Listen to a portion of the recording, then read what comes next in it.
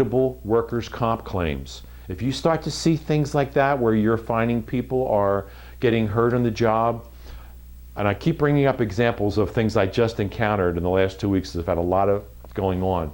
I have a client who just called me, said they had an employee with him 2 months. He already has a lawyer. He's been out for 3 months. He's already run up $60,000 in medical bills, and they're going to court. 2 months he's been with them. So you think about, how could that have been avoided? What could we have done? Are there steps we can take? Are there legal things we can do to avoid having someone who comes on board who all of a sudden in the first 2 months?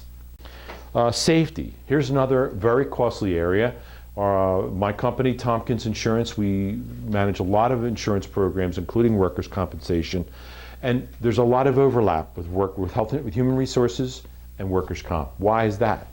Well, workers' compensation is a state-required law providing medical benefits, compensation for a work-related illness or injury. That's what it says, okay?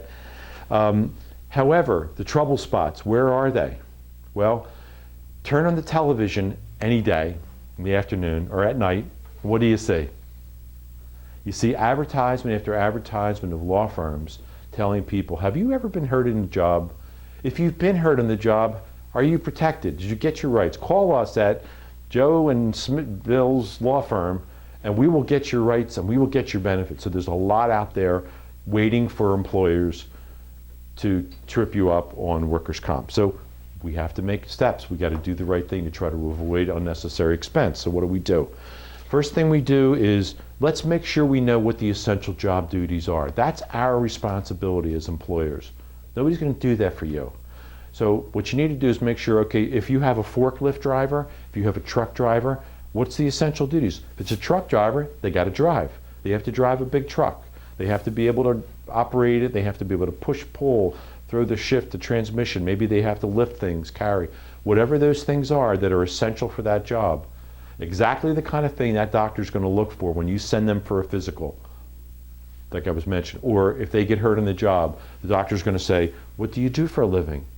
And if you let the employee tell them, then you're letting the employee do that. If you've got those essential job functions listed, you're way ahead of the game. Okay, next thing, a provider panel. What is a provider panel? That's a list of physicians and providers that your insurance company will give you. And in the state of Pennsylvania, you can require all injured employees to use that panel for the first 90 days following the injury. Very important. If they use their own doctor, you can deny it, but if they start with another doctor, you can deny that, and they can be told that it's not going to be paid, but you can mandate that they use all the care through the first 90 days. And why is that important? First of all, those panel doctors have a negotiated fee. So they're not going to charge you the maximum fee on your workers' comp. They're going to be negotiated by the insurance company. Number two, they're going to be qualified in their field. It won't be some person that's doing XYZ and is a jack of all trades kind of physician. You'll get orthopedic doctors for the backs. You'll get people that handle other typical type of injuries. Injury reporting procedures. This is a big problem I see with clients. They do everything else right, but how do you report the injury? Who does the report? Do you have a form? Do you know what the employees are what we're asking them for? Where did you get hurt? When did you get hurt? Who witnessed it? What happened? What were you doing? What equipment? All those things should be on your injury reporting form, and you should have those in place. Substance abuse testing. Here we go again on the substance abuse. We've done it at pre-employment, right? We've done it before they've started, but there's other areas of substance abuse testing that you can employ that are legal. Outside of pre-employment, we have post-accident. As soon as there's an accident or event, they go to the doctor, they undergo a substance abuse test, they get a urinalysis. The second thing would be reasonable suspicion. If you have a forklift driver that goes whizzing by and going 40 miles an hour in the forklift, and they have an accident, there could be reasonable suspicion if someone's acting out in a way. Reasonable suspicion is a permissible thing. You just have to be careful how you do it. The next thing would be if you have random testing doesn't require suspicion, doesn't require there's an injury. It's just that we take all the employees, and every month or so, or every some cycle, a lab company would pick out a name out of the hat, and that person would have to report for testing. It's another legal way to do it. Post return from a leave of absence is another type of testing you can do. So those are the 4 types outside of pre-employment. I also already mentioned regular motor vehicle checks for drivers. At least once a year, have them done, because you don't know what is on the driving record. If you don't check them once a year and something happens, and you have trucks on the road, I know both of your companies do. If something were to happen and there was found that the person's driving record was either suspended or there's DUI, it won't be a defense to say, well, I didn't know, I didn't check them. At least once a year is recommended. And your insurance carrier will probably require that too. Do you do modified return to work, like light duty type approach? Anybody in the room? If you had somebody hurt, are you open to that? Well, a lot of clients, a lot of employers I work with are reluctant to take people back on modified duty. There's pros and cons. The pros are that if that person stays out and doesn't come back to work, you're going to keep paying their compensation. And the longer they stay home, the more comfortable they get with that. And then we have to figure out, are they really just staying home, or are they working? They could maybe get another job, or they're going to be sitting around bored, and maybe they're going to be more likely to engage in bad behaviors like substance abuse. So it's to all of our benefit and to the employee's benefit if we can get them back on modified duty. So if you can do it in any way, shape, or form, I know your insurance carrier will recommend it. It's far better to keep the person in the workplace.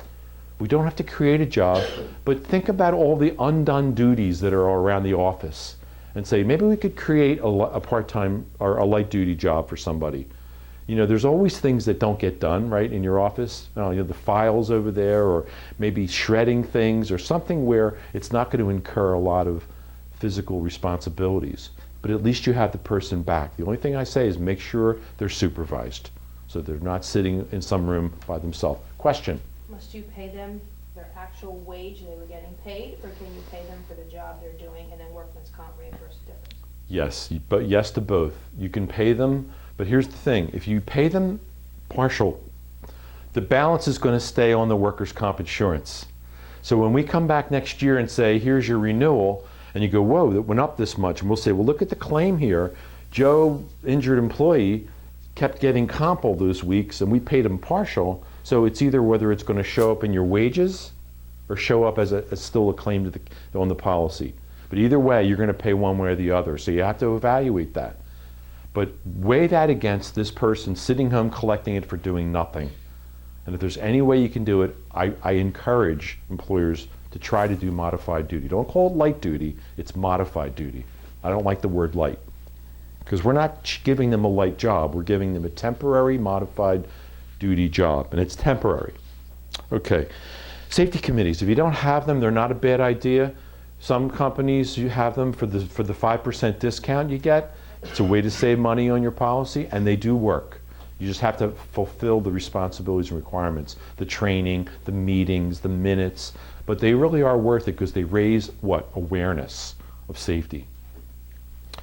And rewards and accountabilities. I had a discussion this morning about this gentleman's company has about 40 trucks. It's a very well-known company. They do kitchen maintenance.